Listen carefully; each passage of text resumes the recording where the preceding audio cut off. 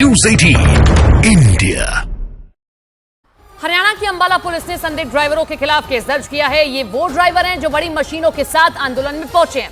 Police को शक है कि इन बड़ी मशीनों के जरिए ये ड्राइवर सरकारी संपत्ति को नुकसान पहुंचा सकते हैं और इसीलिए पुलिस ने इन ड्राइवरों की फोटो भी जारी की है। ये बड़ी खबर आप देख रहे हैं क्योंकि आज कुछ आंदोलनकारी बड़ी तैयारी के साथ आ रहे हैं और ऐसे में कुछ संदिग्ध ड्राइवर्स को गिरफ्तार किया गया है। ये तस्वीरें आप देख रहे हैं जो जारी की गई हैं पुलिस की ओर से, क्योंकि पुलिस को शक कि सरकारी संपत्ति को नुकसान इन ड्राइवर्स द्वारा पहुंचाया जाएगा।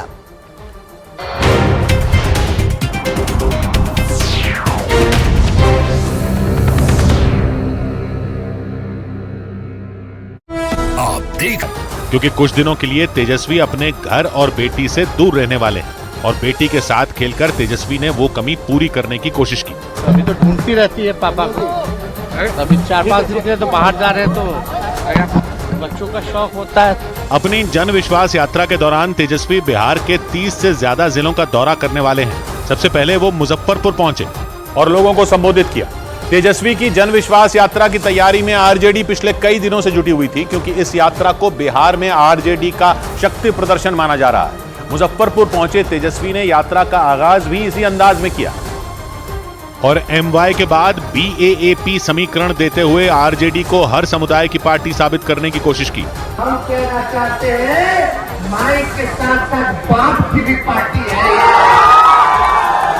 लेकिन तेजस्वी के इस नए बयान पर बीजेपी ने तंज कस दिया। एवरवेशन के खेल में वो कुछ भी क्लियर करें, लेकिन ये स्पष्ट है कि राष्ट्रीय जनता दल उनके माई बाप की ही पार्टी है। मुजफ्फरपुर में बोलते हुए तेजस्वी ने बताया कि बीएएपी बाप में बी का मतलब बहुजन, पहले ए का मतलब अगड़ा, दूसरे ए का मतलब आबादी और पी का मतलब पुअर यानी गरीब है। लेकिन इस बयान पर तेजस्वी की यात्रा के पहले ही दिन सियासी पारा चढ़ गया। उधर महाराष्ट्र विधानसभा में मराठा आरक्षण बिल सर्वसम्मति से पास हो गया। इस बिल में मराठा समुदाय के लोगों को नौकरियों और शिक्षा में 10% आरक्षण देने का प्रावधान किया गया। विधानसभा से पास होने के बाद इस बिल को महाराष्ट्र के विधान परिषद में पेश किया गया। राज्यपाल की मुहर के बाद यह बिल कानून बन जाएगा और कानून बनते ही आरक्षण के लिए लंबी लड़ाई लड़ रहे मराठा समुदाय के लोगों की मांग पूरी हो जाएगी। महाराष्ट्र सरकार ने मराठा आरक्षण बिल पर चर्चा के लिए विधानसभा का एक दिन का विशेष सत्र बुलाया। सत्र के दौरान सदन में मराठा समुदाय के लिए 10% आरक्षण का मसौदा रखा, जिसे सर्वसम्मति से पास कर दिया गया। मराठा आरक्षण बिल अगर कानून बन जाता है तो मराठा समुदाय के लोगों को शिक्षा और सरकारी नौकरियों में 10% आरक्षण मिलेगा। विधानसभा में मुख्यमंत्री एकनाथ शिंदे ने दावा किया कि उन्होंने मराठा समुदाय के लोगों से जो वादा किया था उसे पूरा किया। उन्होंने भरोसा दिया कि मराठा समुदाय को दिए जाने वाले आरक्षण से किसी दूसरे का नुकसान नहीं होगा। ओबीसी आणि इतर समाजावर कुठलाही अन्याय न करता, धक्का न लावता आरक्षण देण्याचं। मराठा आरक्षण के लिए आंदोलन करने वाले मराठा नेता मनोज जरांगे पाटिल ने महाराष्ट्र सरकार के फैसले का स्वागत किया। हालांकि उन्होंने इस बात की भी आशंका जताई कि सुप्रीम कोर्ट इस फैसले को नहीं मानेगी, क्योंकि एक दशक में ये तीसरी बार है जब महाराष्ट्र में राज्य सरकार ने मराठा समुदाय के आरक्षण के लिए सदन में बिल पेश किया हो। लेकिन हर बार रिजर्वेशन कोटा 50% से ज्यादा होने की वजह से इस बिल को कानूनी चुनौतियों का सामना करना पड़ा। हालांकि आने वाली कानूनी चुनौतियों की परवाह किए बिना विधानसभा से आरक्षण बिल पास होने पर मराठा समुदाय के लोगों ने जमकर जश्न मनाया। मुंबई में सड़क पर इकट्ठा मराठा समुदाय के लोग ढोल बजाकर नाचते और झूमते दिखे। जश्न के दौरान लोगों ने जमकर गुलाल भी उड़ाया। मराठा समुदाय के लोगों के मुताबिक करीब 4 दशक से चल रहा संघर्ष अब सफल होता दिख रहा है। हालांकि महाराष्ट्र में मराठा समुदाय को 10% आरक्षण दिया जाना उतना आसान भी नहीं रहने वाला, क्योंकि राज्य में 52% आरक्षण पहले से है और 10% मराठा आरक्षण जुड़ने से आरक्षण की सीमा 62% हो जाएगी। यानी मराठा आरक्षण बिल एक बार फिर कानूनी दांवपेच में फंस सकता है। विपक्षी दलों ने भी इस बात की आशंका जताई। 2018 में भी हुआ था, टिका नहीं था, आज भी ये टिकने वाला नहीं है। 2018 में भी महाराष्ट्र सरकार ने महाराष्ट्र राज्य आरक्षण अधिनियम लागू किया था, जिसमें मराठा समुदाय को शिक्षा और नौकरियों में आरक्षण देने का प्रावधान था। मामला कोर्ट में पहुंच गया था। बॉम्बे हाई कोर्ट ने सरकार के फैसले को सही ठहराया था, लेकिन बाद में सुप्रीम कोर्ट ने मराठा आरक्षण को असंवैधानिक करार देते हुए फैसला रद्द कर दिया था। लेकिन एक बार फिर महाराष्ट्र की एकनाथ शिंदे सरकार ने विधानसभा में मराठा आरक्षण बिल पेश किया और उसे सर्वसम्मति से पास करा लिया। विधानसभा से मराठा आरक्षण बिल पास होने के बाद मराठा समुदाय के लोग जश्न में डूबे दिखाई दिए।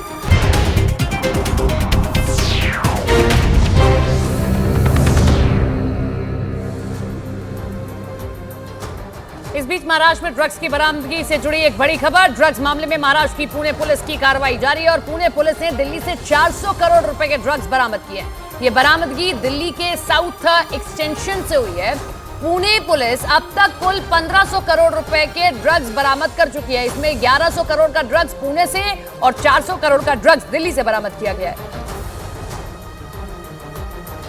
और इस कार्रवाई के दौरान सुराग मिलने के बाद पुणे पुलिस की 4 टीमें दिल्ली रवाना हुई हैं और पुलिस के इस एक्शन के दौरान 3 आरोपियों की गिरफ्तारी हुई है।